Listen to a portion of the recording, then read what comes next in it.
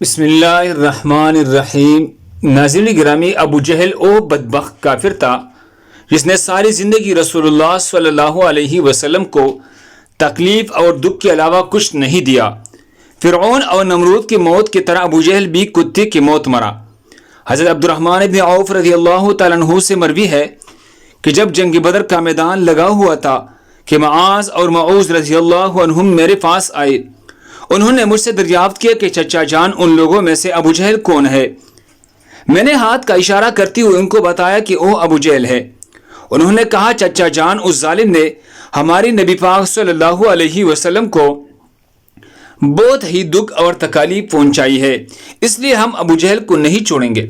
عبد الرحمن بن عوف رضی اللہ عنہ فرماتے ہیں، جو ہی میں نے ان بچوں کو ابو جہل کا بتایا تو وہ بچی بجلی کی رفتار کے ساتھ ابو جہل کی طرف بھاگی۔ انہوں نے ابو جہل پر ایک زوردار ضرب لگائی۔ ان کے پہلی ہی ضرب سے ابو جہل اون سے نیچے گر گیا۔ پھر انہوں نے ابو جہل کا پاؤں پر تلوار کا وار کر کے اس کا پاؤں ہی ٹانگ سے الگ کر دیا۔ جب معاذ رضی اللہ تعالیٰ عنہ بیان کرتے ہیں، یہ سب کچھ ابو جہل کا بیٹا اکرمہ دیکھ رہا تھا۔ اکرمہ نے وار کر کے میرے بازو کو کاٹ دیا۔ میرا بازو کندھے سے لٹک رہا تھا، پھر میں لٹکتی ہوئی بازو کے ساتھ بھی بڑی تیزی کے ساتھ لڑ رہا تھا۔ جب بازو نے مجھے بہت ہی زیادہ تنگ کرنا شروع کیا تو میں نے بازو کو اپنے پاؤں کے نیچے رکھا اور زور لگا کر بازو کو اپنے تن سے جدا کر دیا۔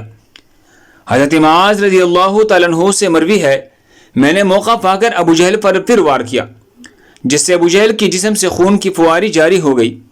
ابو جہل کو موت کے گھاٹ اتار کر یہ دونوں بچے رسول اللہ کے پاس جا کر عرض کرنے لگے، یا رسول اللہ صلی اللہ علیہ وآلہ وسلم، ہم ظالم ابو جہل کو قتل کر آئے ہیں۔ امام طبری رحمہ اللہ، انہوں نے طبری میں بیان کیا ہے، ابو جہل ابھی قتل نہیں ہوا تھا بلکہ وہ درد سے چلا رہا تھا، تڑپ تڑپ کر درد سے چلاتی ہوئی موت کا انتظار کر رہا تھا۔ جب جنگ بدر ختم ہوئی تو رسول اللہ نے تمام صحابہ کرام کو حکم جاری کیا، اے ابو جہل کو تلاش کیا جائے۔ سب صحابہ کرام ابو جہل کے تلاش میں مگن ہو گئے۔ حضرت عبداللہ بن مسعود رضی اللہ عنہ بھی ان میں شامل تھے۔ حضرت محمد صلی اللہ علیہ وسلم نے تمام صحابہ کرام کو ابو جہل کی ایک نشانی بتائی تھی کہ ابو جہل کی گھٹنے پر نشان ہوگا۔ صحابہ نے عرض کی، یا رسول اللہ، ابو جہل کی گھٹنے پر وہ نشان کس طرح آیا ہے؟ رسول اللہ نے فرمایا، ایک دفعہ میں ابو جہل عبداللہ بن جدعان کی گھر دعوت میں شامل تھے۔ اس وقت تمہاری عمریں بہت ہی چھوٹے تھے، ہم دونوں میں کسی بات کو لے کر لڑائی ہوئی۔ میں نے ابو جہل کو زور سے دھکا دیا جس کی وجہ سے ابو جہل زمین پر گر پڑا۔ ابو جہل کی گھٹنے پر گہرا زخم آ گیا۔ وہ زخم تو ٹھیک ہو گیا لیکن اس کا نشان آج بھی ہے۔ یہاں ابن مسعود رضی اللہ عنہ بیان فرماتے ہیں کہ میں میدان میں ہر لاش کو الٹا الٹا کر دیکھ رہا تھا۔ مجھے ایک جگہ پر ابو جہل زخمی حالت میں نظر آیا۔ میں اس کے پاس گیا تو میں نے دیکھا وہ ابھی مرا نہیں تھا بلکہ زندگی کی آخری سانسیں لے رہا تھا۔ ان کے جسم سے خون کی فواری جاری تھی۔ پھر میں نے رسول اللہ کی بتائی ہوئی نشانی کو دیکھا تو مجھے یقین ہو گیا یہی ابو جہل ہے۔ میں نے ان کی گردن پر اپنا پاؤں رکھ کر اس کو زور سے گھسیٹا تو درد کے مارے اس کی چیخی نکل پڑی۔ میں نے ابو جہل سے مخاطب ہو کر کہا، اے خدا کی دشمن، اللہ تبارک و تعالی نے تجھ کو ذلیل و خوار کر کے رکھ دیا۔ ابو جہل مجھ سے کہنے لگا، اس میں ذلت والی کیا بات ہے؟ میں تو اس آدمی سے بدلہ لینے کے لیے یہاں آیا تھا جس شخص کو تم لوگوں نے قتل کر دیا ہے۔ اس نے مجھ سے دریافت کیا کہ بتاؤ اس جنگ میں فتح کن کی ہوئی ہے؟ میں نے کہا، اس جنگ میں فتح اللہ تعالیٰ کے سچی رسول کی ہوئی ہے۔ پھر اس نے کہا، اے ابن مسعود، چرواہے تو بہت ہی اونچی جگہ پہنچ گیا ہے۔ دوسرا قول یہ بیان کیا ہے کہ عبداللہ بن مسعود رضی اللہ عنہ نے بیان کیا ہے کہ میں نے ابو جہل سے کہا، تیرا قاتل میں ہوں۔ ابو جہل نے کہا، نہیں، تجھ سے پہلے مجھے کوئی قتل کر گیا ہے۔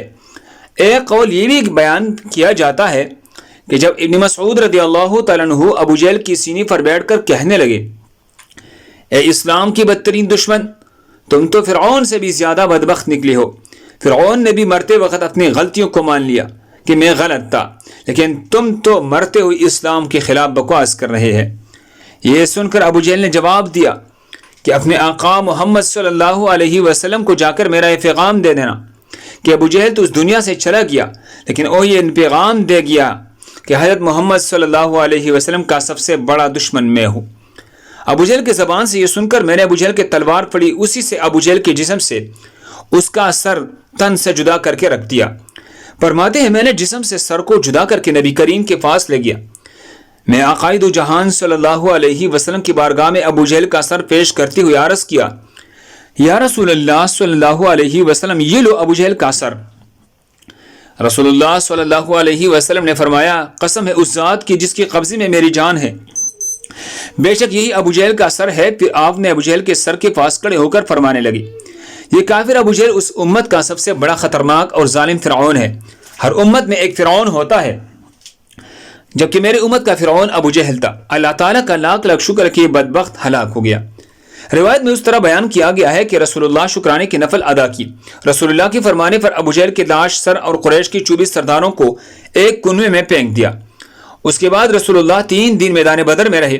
جاتی ہوئی اس کنویں پر بھی گئی ہے جہاں کفار مکہ کے لاشیں پھینکی گئی۔ آقا نے کنویں پر کھڑے ہو کر قتل ہونے والوں کو یہ فرمایا، ایک کنویں میں پھینکی گئی لاشوں، کیا تم نے اللہ تعالیٰ کے وعدے کو پورا ہوتے ہوئے پا لیا ہے؟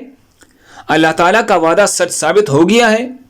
حضرت انس رضی اللہ تعالیٰ عنہ سے مروی ہے کہ رسول اللہ صلی اللہ علیہ وسلم نے آدھی رات کی وقت یہ ان تمام لاشوں کے نام لے کر فرمایا، اے ابو جہل ابن ہشام، اے عتبہ ابن ربیعہ۔ اس طرح ہر ایک نے رسول اللہ صلی اللہ علیہ وسلم سب کنویں میں پھینکی ہوئی لاشوں کے نام لیتے ہوئی کہا، کیا تم نے رب کائنات کا وعدہ پورا ہوتی ہوئی دیکھا ہے؟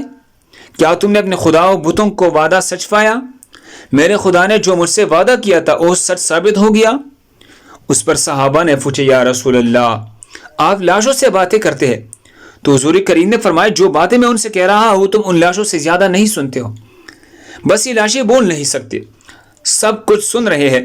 امام طبری لکھتے ہیں، محمد بن اسحاق بیان کرتے ہیں، بعض علماء کرام نے یہ بات بیان کرتے ہوئے کہا ہے، تم لوگوں نے مجھ سے دشمنی کی بلکہ دوسری لوگوں نے مجھ سے دوستی کی۔ تم نے مجھ کو میری ہی شہر سے نکال دیا، دوسری لوگوں نے مجھ کو اپنے شہر میں پناہ دی۔ تم لوگ مجھے جھوٹا کہتے رہے، دوسروں نے مجھے سچا اور آخری نبی کہا۔ تم لوگوں نے مجھ کو بے شمار تکالیف دی، لیکن دوسرے لوگ میرے تمام پریشانی میں شریک ہے۔ اس کے بعد رسول اللہ نے فرمایا کہ میں نے تو اپنے رب کائنات کے وعدے کو سچ پایا ہے۔ اللہ ہم سب کو اس پر عمل کرنے کی توفیق عطا فرمائے۔ دوسرے مسلمانوں کے فائدے کے لیے آگے ضرور شیئر کریں۔ مزید خوبصورت سٹوریوں اور واقعات کے لیے ہمارے چینل کو سبسکرائب کریں۔ اللہ آپ کو جزائے خیر دے۔ جزاکم اللہ۔